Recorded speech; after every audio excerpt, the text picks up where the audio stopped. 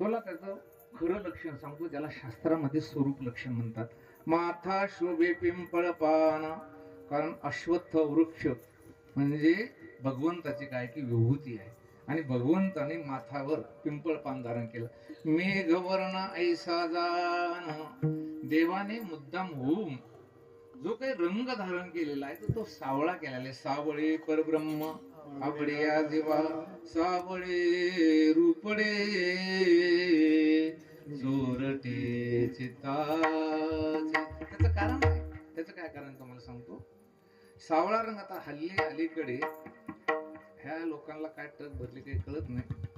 ह्या नवीन मुलीला किंवा गोरा रंग आवडतो. प्रामुख्यानं त्यांची चॉईस कलर जो आहे ते कोणता आहे त्यांचा, गोरा आहे. आणि गोरा रंग आहे, पण गोरा रंग चांगला दिसतो असं जर तुमच्या डोक्यात असेल तो भ्रम ठरणार आहे. कारण तुम्ही जालन्याला जाते, स्वेटर विकणारे नेपाळी लोक राहते ना, गोरे पान राहते, पण मला तर पाहत सुद्धा नाही त्यांच्याकडे. चहाने जात त्यांना जर निक्षून पाहिजे ना, बारीक डोळे बसके नाक, तिथं लिहिलं लागतं इथे नाक आहे, गोरे पण नाही का ते. त्या गोऱ्या रंगाला रूप पाहिजे. काय पाहिजे?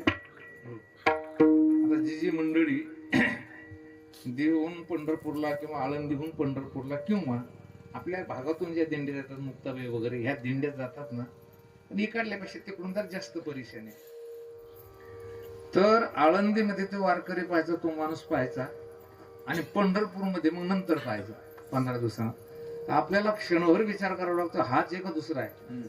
तिथं होता तर गोरा झाला, नाही तर काय झाला, काळा झाला. म्हणजे याचा अर्थ काय की मेहनत केली की गोरा माणूस सुद्धा काय होतो की काळा, म्हणजे गोऱ्या रंगामध्ये बदल होतो. तर मला तुम्हाला हे विचारायचं की काळे माणसं काळे होते का गोरे माणसं काळे होते? नव्हते. गोरे काळे होते, काळे काळेच राहते, जसे तसेच राहते. म्हणजे तो स्थायी स्वरूपाचा काय की रंग, हा मुद्दा आहे. आणि दुसरा